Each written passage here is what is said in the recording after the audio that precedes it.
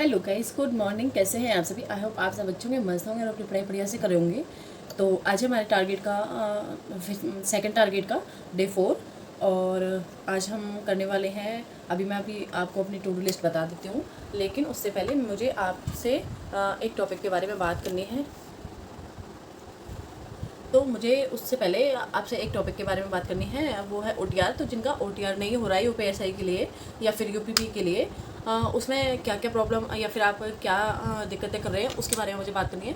तो जैसे कि मैंने कल अपना OTR करा था, तो उसमें क्या था कि जैसे 2 से 3 बार मैंने ट्राई करा और सब कुछ अच्छे से चेक किया, और फिर भी मैं देख रही हूँ कि पता नहीं कहाँ मतलब गलती हो रही है, कहाँ गलती हो रही है। तो पहली गलती मेरी ये थी, सॉरी।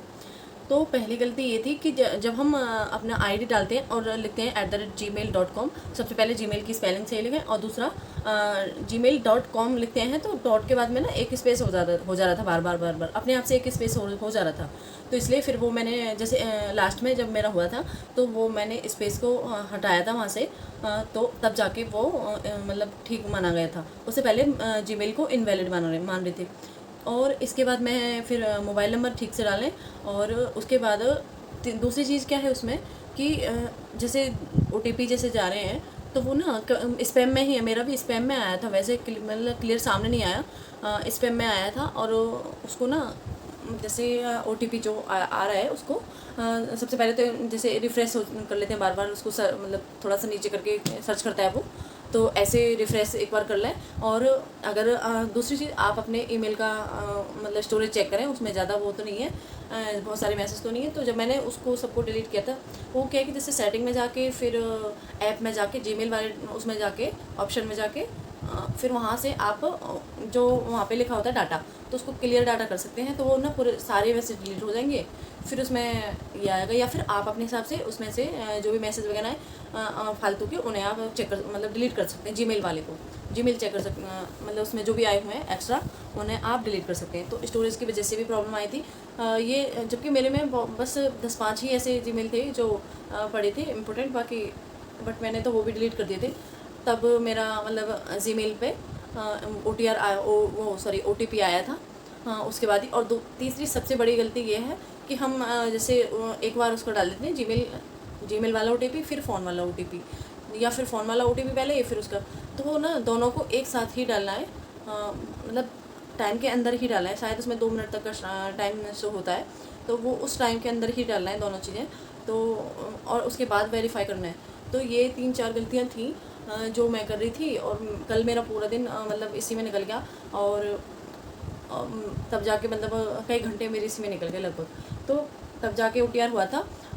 उसके बाद में अभी मेरा OTR तो हो गया, अभी फॉर्म शायद सुनने में आ रहा है कि 72 घंटे बाद भरे जाएंगे। एक बार देखती हूँ मैं, मुझे अभी इसका आइडिया नहीं है, तो उसके बाद में ही मतलब मैं बताऊँगी आपको। तो OTR मेरा इस तरह से हुआ है, मैंने कल करा था। तो आप भी ये गलतियाँ अपनी मतलब देख लें रीचेक करके कि हम भी कभी मतलब यही गलतियाँ करे हों, तो इसी की वजह से। और दोनों OTP टाइम के अंदर, मतलब मैंने तो टाइम के अंदर भी डाले थे पहले, लेकिन मतलब बहुत ज़्यादा गैप नहीं होना चाहिए, जल्दी से जल्दी दोनों को डालें और उसके बाद में वेरीफाई करें। तो ये था आज का मतलब मेन टॉपिक, इसी बारे में मुझे बात करनी थी। और अब हम बात कर लेते हैं अपने आज के टारगेट के बारे में।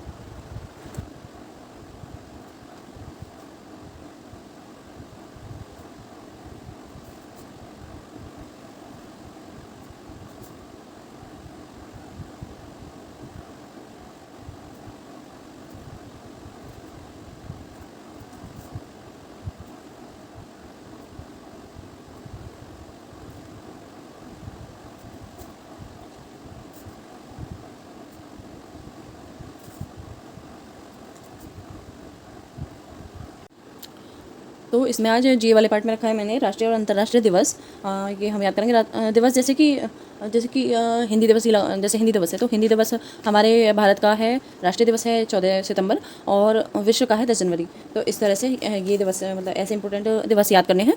उसके बाद में रखा है मैंने भूगोल, तो इसमें रखा है मैंने हिमनद और शुष्क क्षेत्र। ये 2 टॉपिक, हम ये छोटे छोटे टॉपिक हैं इसलिए मैंने 2 रख लिए।